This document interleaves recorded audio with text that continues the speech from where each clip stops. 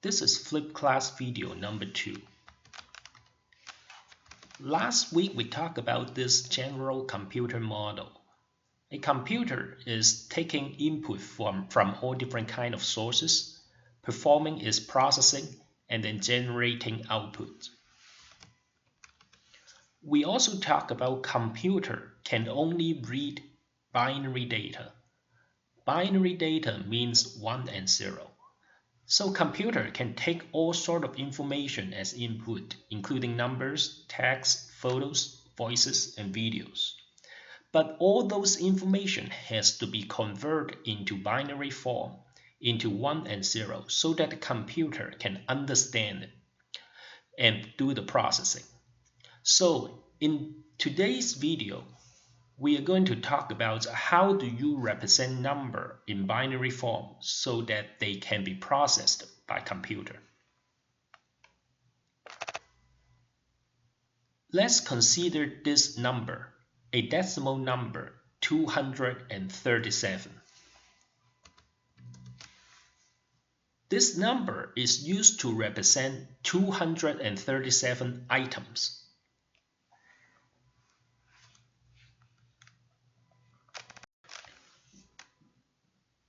We can arrange these 237 items into a way such that they are in batches of 10.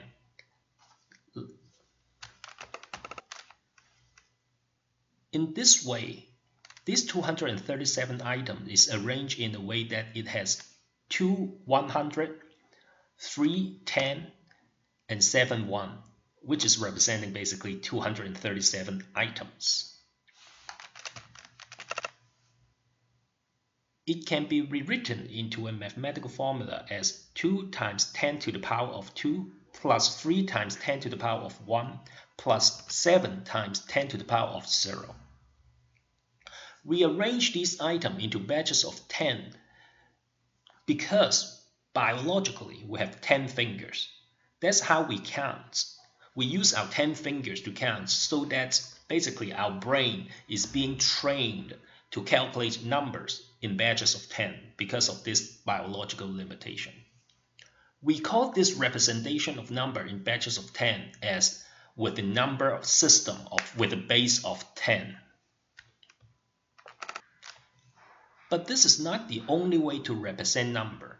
We can arrange the items in other forms such as in batches of 2. So the 237 items can be arranged like this. It is in batches of 2. So it can be rewritten as 128 plus 64 plus 32 plus 8 plus 4 plus 1 equals to 237.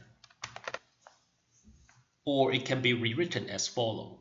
1 times 2 to the 7 plus 1 times 2 to the 6 plus 1 times 2 to the 5 plus 1 times 2 to the 3 plus 1 times 2 to the 2 plus 1 times 2 to the 0. So the decimal number 237 can be converted into a binary number 11101101. We refer the number of different digits to represent a number as the base of a number system. The number system that we've been using, the decimal system, is having a base of 10 because we are using 10 different digits to represent the number 0, 1, 2, 3, 4, 5, 6, 7, 8, 9.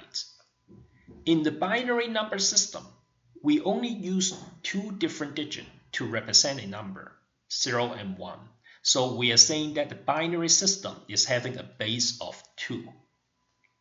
There exists other number systems such as the base of 16. In the hexadecimal number system, we use 16 different digits to represent a number, from 0 to 9 and then A, B, C, D, E, and F. This is an example of using the number system with the base of 5.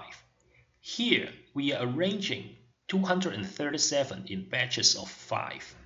So the decimal number 237 can be converted into the base of 5 as the number of 1421.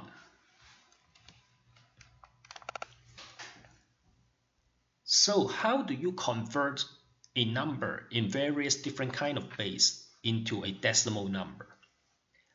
Let's consider the following two examples. In the first example, we have a hexadecimal number 317. How do you convert this hexadecimal number 317 into a decimal number? We can express the 317 in the base of 16 in the following formula. 3 times the 16 to the power of 2 plus 1 times 16 to the power of 1 plus 7 times 16 to the power of 0. And then you just add them up the results, and you will have a decimal number of 791. So the hexadecimal number of 317 is equivalent to decimal value of 791. In the second example, we have an octal number in the base of 8, the value of 317. Okay. So once again you express the octal number 317 into the form of 3 times 8 to the power of 2 plus 1 times 8 to the power of 1 plus 7 times 8 to the power of 0. And when you add up all the results, the octal number 317 is equivalent to a decimal number of 207. So how do you do the reverse? If you are given a decimal number, how do you convert it into a number with the base of 2? You can do it by successively divide the decimal number by the base until the result is 0. Here is an example. You are trying to convert a decimal value of 317 into a binary number. You can simply successively divide the number 317 by 2 until you reach the result as 0. And then you combine all the remainder, and then it will form a binary number. So the decimal number 317 is equivalent to a binary number of 1001 11101. Here is another example. In this example, I'm trying to convert a decimal number 362 into the base of 7. By successively dividing 262 by 7, I have a remainder of 1025.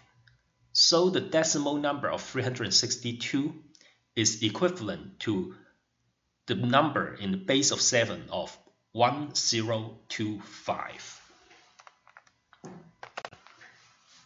So how do you convert a number from one base to another base? In this example, I'm trying to convert a number in the base of 16 to the base of 9. And we have a hexadecimal number 94B7 in the base of 16. So this conversion involves a two-step procedure. I have to first convert a number from the base of 16 to base of 10, and then convert that number in the base of 10 to the base of 9. So the hexadecimal number 94B7 is equivalent to a decimal number 38,071, 38071. And the next step, I'm converting decimal number 38071 into a base of 9, and the result is 57201. So the hexadecimal number of 94B7 equals to the base of 9 of 57201. We don't usually encounter number in an arbitrary base such as a base of 9 or base of 7. And these are the most commonly used number system. In the base of 10, which is a decimal number, base of 2 is a binary number, base of 16, a hexadecimal number, and the base of 8, the octal number. For your interest, there is a programmer calculator in the Microsoft calculator. So you can put it up in any computer and then select a programmer calculator, and then you can do all this conversion by decimal, from a decimal number to an octal number to a hexadecimal number and to a binary number. It's a very convenient way of doing all the conversion. For example, here you're converting the decimal number of 317 into hexadecimal, octal number, and a binary form. So this is the end of this flipped class video. We'll come back in the lecture and see how you can use this binary system in representing number inside of the computer.